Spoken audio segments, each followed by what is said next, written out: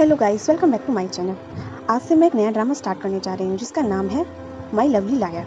इसके total 16 episode होने वाले हैं और हर वीक में इसके 2 ही एपिसोड रिलीज़ होंगे। ये कहानी है एक लड़की मोक सोल ही की, जिसके पास ऐसी पावर्स हैं कि अगर कोई भी सामने वाला पर्सन उससे झूठ बोल रहा होता है तो उसके कानों में उसकी वो वर्ड्स 2 बार गूंजने लगते हैं, जिससे उसे पता चल जाता है कि सामने वाला झूठ बोल रहा है या सच बोल रहा है। और अपनी इसी एबिलिटी की मदद से वो पैसे भी कमाती है। तो चलिए शुरू करते हैं कहानी। मेन लीड सोल ही ने अपना एक बिजनेस कार्ड बनाया हुआ है जिस पर उसका नाम दिया है लायर हंटर, और उसकी टैगलाइन है जो भगवान की मदद से सच को सामने लाती है।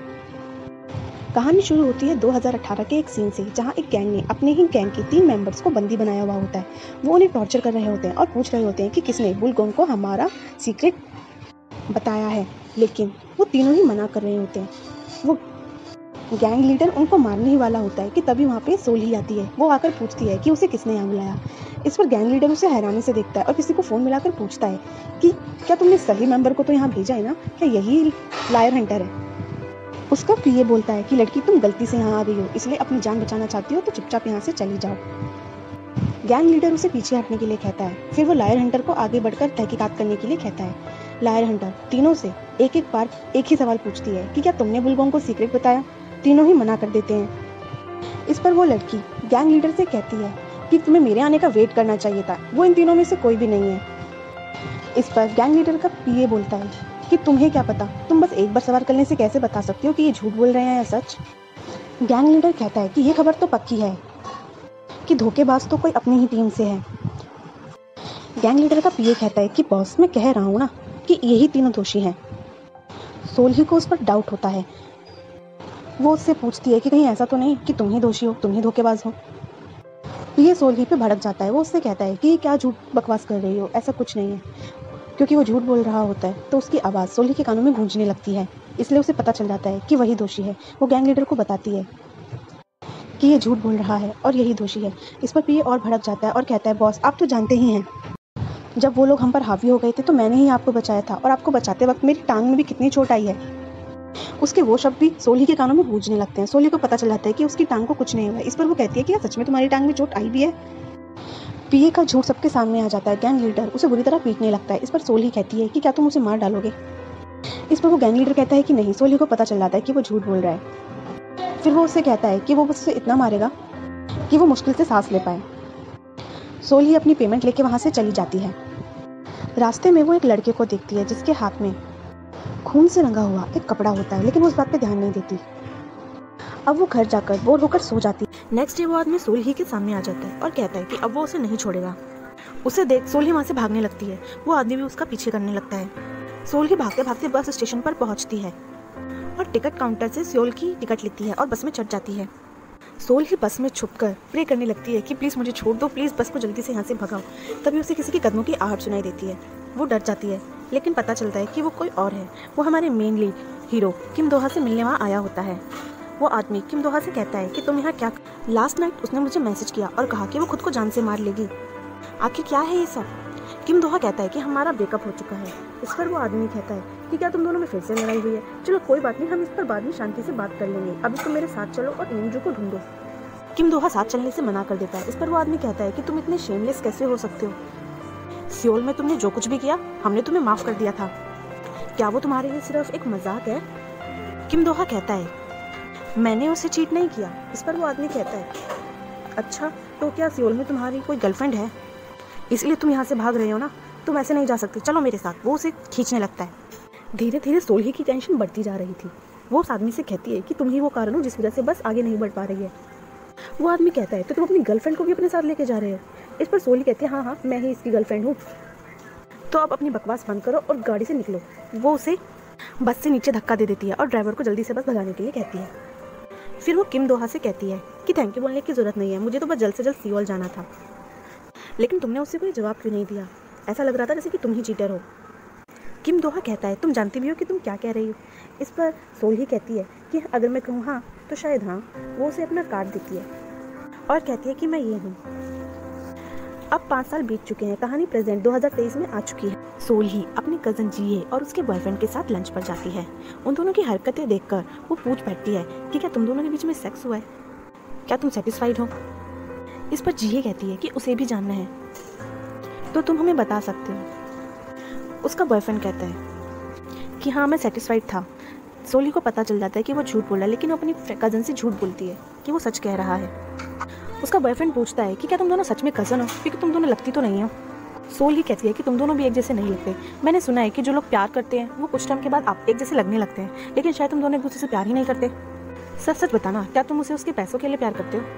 वो जिये से कहता है कि क्या सच में उसे इस सवाल का जवाब देना पड़ेगा? जिये कहती है कि उसे बस मेरी चिंता है, इसलिए वो सीधा सीधा सवाल कर रही है। कोई बात नहीं, तुम उसकी बात का जवाब दे दो।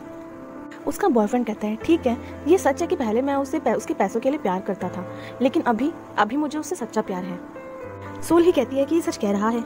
इस पर उसका बॉयफ्रेंड कहता है तुम तो ऐसे बात कर रही हो जैसे सुनकर तुम्हें पता चल जाएगा कि सामने वाला झूठ बोल रहा है या सच। इस पर सोली का रिएक्शन होता है कि भाई अरे हाँ, अगर मैंने कहा हाँ तो हाँ।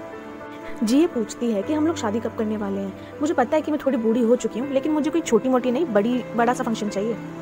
इस पर उसका बॉयफ्रेंड कहता है कि तुम जैसा चाहो वैसा कर सकती हो। वो सोली से कहता है कि उसका नाम जांग जी वू है और उससे मिलकर अच्छा लगा। तभी वहाँ पर एक वेट्रेस आती है। उनके एक्सप्रेशंस देखकर सोली पूछ बैठ क्या तुम दोनों पहले से एक दूसरे को जानते हो? ये सुनकर वेट्रेस के हाथ से गिलास गिर जाता है। जांग जी वो वेट्रेस के पास भागता हुआ जाता है और उससे पूछता है क्या तुम ठीक हो? लेकिन उसे पता चल जाता है कि उसका झूठ सामने आ चुका है, इसलिए वो नाटक करने लगता है कि मैं डर गया था। वेट्रेस को देखकर सोली पूछती है कि क्या तुम प्रेग्नेंट हो? वो मना कर देती है। क्या ये उस बच्चे का बाप है? जांग जी वो कहता है कि तुम ये सब क्या बकवास कर रही हो? स्वीटहार्ट, तुम्हारी कज़न अब बहुत दूर जा रही है। सोली कहती है कि ये बच्चा इसी का है। सच पता चलने के बाद वो वेट्रेस उनसे माफ़ी मांगने लगती है, लेकिन जांग जी वो अभी भी मुकर रहा होता है। मैं नहीं जानता कि ये औरत कौन है और इसे क्या हुआ है, ये झूठ बोल रही है और तुम्हें क्या पता है? सोली वहाँ से जाने लगती है और मील के लिए थैंक यू बोलती है। जिये उसे रोकती है कि बस एक और चीज़ पूछना है स्वीटी। फिर वो अपने बॉयफ्रेंड से पूछती है ये या फिर वो, तुमने किससे ज़्यादा प्यार किया? कौन ज़्यादा अट्रैक्टिव था, मैं या फिर ये? सोली का एक्सप्रेशन ऐसे होते हैं जैसे कि यार सच में। जांग जी वो कहता है कि ऑफ कोर्स तुम्हें। सोली कहती है कि ये भी झूठ है। बेसिकली गाइस यहाँ पर अब सब कुछ खत्म हो चुका होता है। सोली की फ्रेंड उससे एक लेडी की हेल्प करने के लिए कहती है। वो कहती है कि उस लेडी ने पैसे भी सबमिट कर दिए हैं। सोली कहती है कि अमीर लोगों को पैसे की जरा भी कदर नहीं होती। वो काम करने के लिए मान जाती है। टैक्सी ड्राइवर उससे कहता है कि मिस हंटर, आप इतने सारे पैसे बचाकर क्या करेंगी? इस पर सोली कहती मुझे महंगी चीज़ों का शौक नहीं है। टैक्सी ड्राइवर कहता है कि तुम्हें तो पैसों से प्यार है। सोली कहती है क्या? इस पर ड्राइवर कहता है कि मेरा मतलब है कि हर साल तुम्हारा रेट बढ़ता ही रहता है। सोली कहती है तो तुम्हारी मांग और तुम्हारी सैलरी भी तो बढ़ती है। उसका ड्राइवर कहता है कि आप एक गूट क्यों नहीं बन जाती? गाइस, गूट एक सेरेमनी होती है जो शामन लोग करते हैं। मैंने सुना है कि वो लोग बहुत पैसे देते हैं। सोली कहती है कि वो सब मेरे लिए नहीं बना है और वैसे भी वो शामन लोग करते भी क्या है। टैक्सी ड्राइवर कहता है कि मैंने सुना है कि आप भी सामान्य सेरेमनी से ही पोजेस्ड हुई हैं। सोली कहती है ये सच है, मुझे किसी आत्मा ने पोजेस नहीं किया है, बल्कि झूठ और सच के बीच के अंतर को पहचानने की एबिलिटी मुझे मेरी माँ के पेट से ही मिली थी। इसके बाद हमें पास सीन में दिखाया जाता है कि कैसे सोली की माँ हर मंदिर और हर चर्च में हर गॉड के सामने जा जाकर प्रे करती है कि उसके होने वाले बच्चे को ऐसी एबिलिटीज देना जिसके सहारे वो जिंदगी भर जी सके। उसे किसी कला का या फिर किसी एथलीट का टैलेंट मत देना, बल्कि उसे एक ऐसा टैलेंट देना जिसकी तुलना पैसे से ना की जा सके। ये गलती मेरी थी कि मैं अनलक्की पैदा हुई। मेरे माँ बाप और मेरे हस्बैंड भी गरीब ही थे, लेकिन मैं नहीं चाहती कि मेरी बेटी का जीवन भी मेरे जैसा ही बीते। गॉड भी उसकी माँ की प्रे सुन लेते हैं, इसलिए तो सोली को ये एबिलिटीज मिलती है। जब सोली छोटी थी तो उसने अपनी माँ से एक टर्टल डॉल मांगी। इस पर उसकी माँ ने कहा कि वो उसे बाद में दे। सोली के कानों में आवाज गूंजने लगती है और उसे पता चल जाता है कि उसकी माँ उससे झूठ कह रही है। सेम जब वो खाना खा रहे होते हैं, उसके मॉम और डैड फाइट करने लगते हैं, लेकिन वो सोली को देखकर कहते हैं कि हम लड़ नहीं रहे थे। लेकिन सोली को तब एहसास होता है कि झूठ या तो कोई दुखी होता है इसलिए कहता है, या फिर कोई बुरा होता है इसीलिए कहता है। सोली की माँ चाहती थी कि वो एक प्रोस्टिट्यूटर बने, क्योंकि उसकी हियरिंग की शक्तियाँ कमाल की थीं। जब सोली स्कूल में थी, एक दिन उससे एक फ्रेंड आकर कहती है कि मेरा जो ट्यूटर है वो मुझे कॉलेज में जाने के बाद डेट करना चाहता है, लेकिन मुझे जानना है कि वो मुझसे सच कह रहा है या झूठ, और मैं चाहती हूँ कि तुम ये पता करने में मेरी मदद करो। इसके लिए मैं तुम्हें पैसे भी दूंगी। वो पहला केस था जो सोली ने पैसों के लिए सॉल्व किया था, और तभी से सोली ने इसे अपना बिजनेस बना लिया था। इसके बाद से उसने कई लोगों से कॉन्ट्रैक्ट लिए और खूब पैसे कमाए, लेकिन उसकी एबिलिटीज की एक लिमिट है। वो फोन, टेक्स्ट या किसी की भी वॉइस रिकॉर्डिंग सुनकर नहीं पहचान सकती कि वो झूठ बोल रहा है या सच। इसलिए सच का पता लगाने के लिए उसे अजीबोगरीब जगहों पर जाना ही पड़ता था। अब कहानी वापस से प्रेजेंट में आ जाती है। टैक्सी ड्राइवर एक म्यूजिक ऑन करता है और जोर जोर से गाने लगता है। सोल ही पूछती है कि तुम हर वक्त यही गाना क्यों बजाते हो। इस पर ड्राइवर कहता है क्योंकि वो सुपर फैन है। फिर वो सोल ही से पूछता है कि क्या वो उसके साथ अवार्ड सेरेमनी में चलेगी। वहाँ पर किम दोहा भी आ रहा है शायद। सोल ही पूछती है कि किम दोहा कौन है, क्या वो कोई नया सिंगर है और मैं वहाँ तुम्हारे साथ जाके क्या करूँगी। उसका ड्राइवर कहता है कि वो कोई नया सिंगर नहीं है बल्कि वे तो एक एक्सक्लूसिव कंपोजर है। सोल ही पूछती है तो क्या तुम अब एक कंपोजर बनना चाहते हो। इस पर वो ड्राइवर कहता है नहीं, ऐसा कुछ नहीं है, वो तो बहुत ही महान है, वो एक आदमी है, इसके अलावा उसके बारे में कोई कुछ नहीं जानता, ना तो उसे किसी ने देखा है और ना वो किसी से वीडियो मीटिंग्स करता है। सोल ही कहती है फिर तो वो एक अटेंशन सीकर होगा। उसका ड्राइवर कहता है कि वो एक अटेंशन सीकर कैसे हो सकता है, वो तो अपना फेस छुपा के रखता है। सोल ही कहती है इसीलिए तो वो एक अटेंशन सीकर हुआ। इसके बाद हमें किम दोहा का दिखाया जाता है। पुलिसमैन उसे मास्क उतारने के लिए कहता है लेकिन वो टेंशन में आ जाता है। लेकिन तभी वहाँ उसका सेवियर आ जाता है। एक गाड़ी वाला एक पुलिस वाले को ठोक देता है, सबका ध्यान भटक जाता है और वो वहाँ से भाग जाता है। कोरिया म्यूजिक अवार्ड में शाओन की परफॉर्मेंस चल रही होती है जिसका म्यूजिक किम दोहा ने ही कंपोज किया होता है। इसके बाद बेस्ट म्यूजिक कंपोजर का अवार्ड किम दोहा को दिया जाता है। शाओन स्टेज पे आती है और वो अपना अवार्ड किम दोहा के नाम करती है। म्यूजिक अवार्ड सेरेमनी के बाद पार्टी शुरू होती है। कुछ लोग आपस में बात कर रहे होते हैं। उनमें से एक कहता है कि वो किम दोहा के साथ काम करना चाहता है कि क्या तुम लोगों को पता है कि उससे कैसे कांटेक्ट में आया जाए। इस पर दूसरा कहता है कि मैंने तो सुना है कि जे एंटरटेनमेंट के लोग भी लाइन में लगे हुए हैं, लेकिन वो किसी को अपना चेहरा ही नहीं दिखाता, वो किसी के साथ काम नहीं करना चाहता। पहला व्यक्ति बोलता है कि मैंने तो ये भी सुना है कि सॉन्ग राइटिंग तो उसकी साइड जॉब है, असल में तो वो एक एजेंट है जो NIS के लिए काम करता है। इसके बाद सभी की अपनी अपनी कल्पनाएं शुरू हो जाती हैं।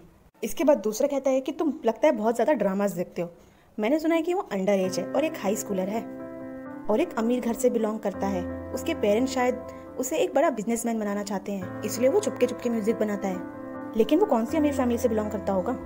दूसरा कहता है कि अरे मुझे क्या पता। इस पर पहला वो उसकी साइड जॉब हो ही नहीं सकती, मैंने तो बिल्कुल अलग ही कहानी सुनी है, वो एक जीनियस है। पर समझ नहीं आता कि वो अपना चेहरा क्यों छुपाता है, कहीं उसे कोई सिंड्रोम तो नहीं है। गाइस, सेवेंट सिंड्रोम एक ऐसी बीमारी होती है जिसके सामने आने से डरता है। तभी शाओन वहाँ से गुजरती है तो वो लोग उससे पूछते हैं कि तुम तो किम दोहा को अच्छे से जानती हो ना, वो कैसा दिखता है। इस पर शाओन कहती है कि एक्चुअल में मैं भी नहीं जानती, मेरी उससे सिर्फ फ़ोन पर ही बात हुई है, लेकिन एक बात है जो मैं आपको बता सकती हूँ कि उसकी आवाज़ सच में बहुत अच्छी है। नेक्स्ट सीन में किम दोहा फॉरेनर्स के साथ मिलकर म्यूजिक कंपोज कर रहा होता है, लेकिन उसने अपने फेस को छुपाने के लिए अपने लैपटॉप के कैमरे को कवर किया हुआ होता है। वो उन्हें कुछ नोट्स बताकर वहाँ से चला जाता है। गाइस, एपिसोड 1 घंटे से भी ज़्यादा लंबा होने की वजह से एक एपिसोड को 2 पार्ट्स में बनाया है। ये पार्ट 1 था, जल्दी ही पार्ट 2 भी आ रहा है। तब तक आगे की कहानी जानने के लिए चैनल को सब्सक्राइब और वीडियो को लाइक कर देना।